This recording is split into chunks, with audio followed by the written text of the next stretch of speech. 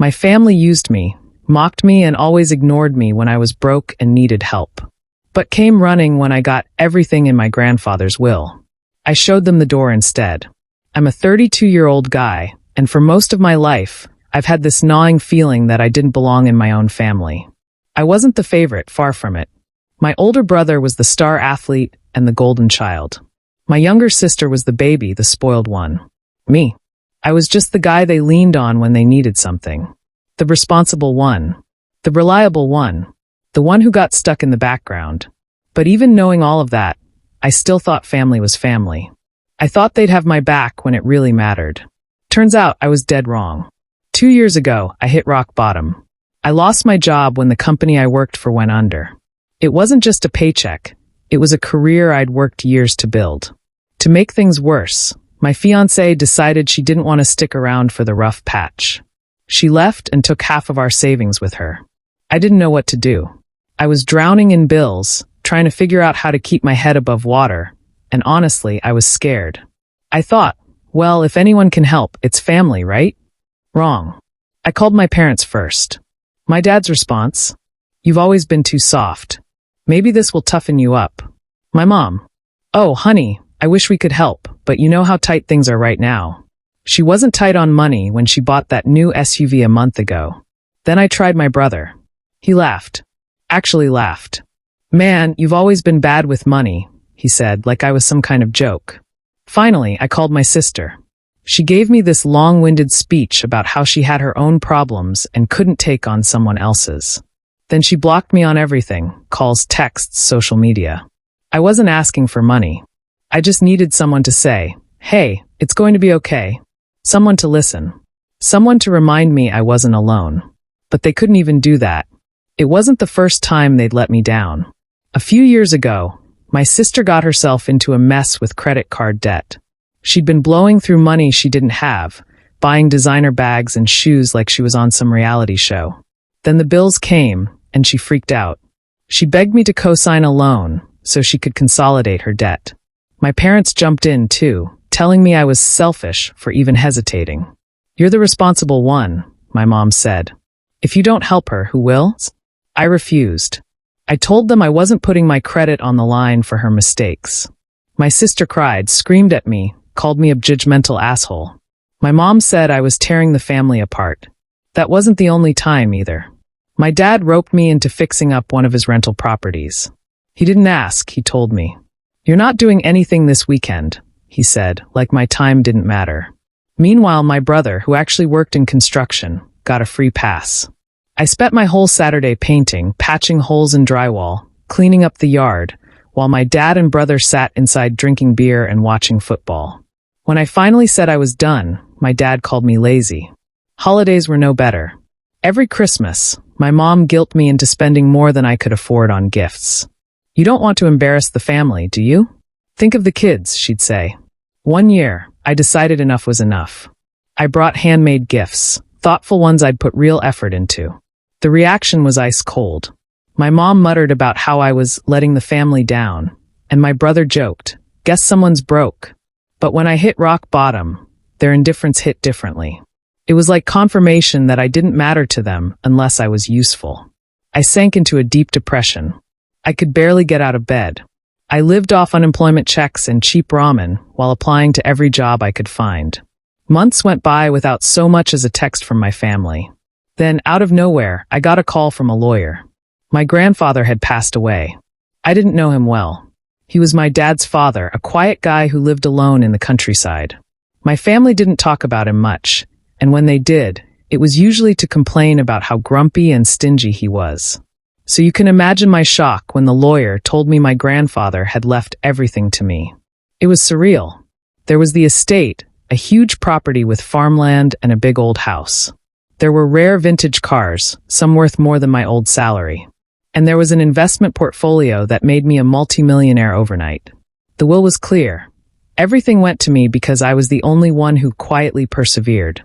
When my family found out, it was like flipping a switch. My brother was the first to show up. He came over unannounced, all smiles and fake concern. "Man, look at you. I always knew you'd bounce back," he said, like he hadn't laughed at me when I was struggling. "What do you want?" I asked. He laughed nervously. What? Can a brother visit? I stared at him. Okay, fine, he said. I was just thinking. I've been having some trouble with my mortgage. If you could just spot me a small loan. Nothing crazy. I'd pay you back, of course. Sell your BMW, I said. His face fell. Seriously? You can't help me out a little? Seriously, I said. He left pissed, muttering about how selfish I was. Next up was my sister. She texted me after years of silence. Hey, heard about your good fortune. So happy for you. Let's catch up soon. I ignored it. A week later, she showed up at my doorstep with her kids. Hey, big bro, she said, acting like we were best friends. The kids have been dying to see their uncle. I didn't even let her inside. What do you want? She laughed awkwardly. Well, you know how hard it's been. Their school fees have been killing me. If you could just cover this semester. No, I said. She blinked. What? You heard me. No. You blocked me when I needed help, and now you want money? Not happening. Her face turned red. That's not fair. I had my own issues. Not my problem, I said. She left in tears, calling me a heartless bastard. My parents were the worst, though. I came home one day to find them sitting on my porch like they owned the place. Nice house, my dad said, grinning. What are you doing here? I asked. My mom smiled sweetly. We thought we'd stay for a while. Help you take care of the place. Get out, I said. Oh, don't be like that, my dad said. This place is too big for you alone. We're family. Family shares. They didn't leave until I threatened to call the cops. I changed the locks and put up security cameras the next day. Things escalated fast after that. My parents didn't take the eviction well and decided to double down. A few weeks later, I found out they'd been telling people they were the rightful heirs to my grandfather's estate. They even hosted a dinner party, pretending the house was theirs. I got a call from one of my grandfather's old friends. I thought you should know your folks are throwing parties at the estate, he said. I drove over and sure enough, there were cars lined up in the driveway. People I didn't recognize were mingling on the lawn, drinking wine and acting like they owned the place. I didn't even park. I marched straight up to the front door, walked in, and found my dad giving some guy a tour of the house. What the hell is going on here? I said. My dad turned, looking startled for half a second before regaining his composure. Oh, you're back. We're just entertaining a few friends. This is my house, I said. Don't be dramatic, my mom chimed in from the kitchen. We're just making use of the space. It's not like you were even here. I didn't bother arguing. I called the police and had them all kicked out for trespassing. My dad was livid. You're treating your own parents like criminals? You broke into my house, I said. Don't come back. That didn't stop them, of course. A few days later, my mom called, pretending to apologize. We got carried away, she said. But you have to understand, it's hard for us too. We were your grandfather's children. We expected. Well, we thought he'd do right by us. He did, I said. He gave it to someone who didn't treat him like an ATM. She hung up. I thought that was the end of it, but no. My parents, brother, and sister teamed up and hired a lawyer to contest the will. They claimed I'd manipulated my grandfather, that I'd pressured him into cutting them out. It was laughable. I hadn't even spoken to my grandfather in years before his death. Meanwhile, I had texts, emails, and witness statements proving they'd ignored him entirely. When we went to court, I didn't hold back.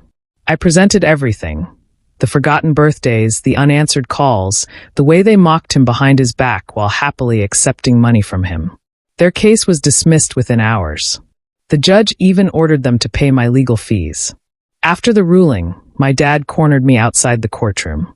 You're unbelievable, he said. You've always been ungrateful, but this is low even for you. I stared at him. Ungrateful? For what?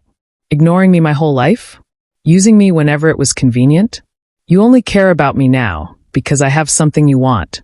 You're tearing this family apart, he said. No, I said. I'm finally standing up for myself. Big difference. They stormed off, and that was the last time I saw any of them. It's been over a year now. Cutting them off wasn't easy, but it was necessary. I've spent too much of my life bending over backward for people who only ever took. Since then, I've rebuilt my life.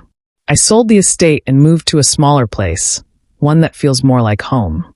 I started a business, something I'm genuinely proud of, and I've surrounded myself with people who actually care about me. Not because of what I can give them, but because of who I am. I don't miss my family. Not really. The truth is, they were never really my family to begin with. Blood doesn't make you family, love does. And for the first time in my life, I'm surrounded by people who show me what that really means. They still talk about me, I'm sure. Probably spinning some sob story about how I turned my back on them. Let them. I don't owe them anything, least of all the truth.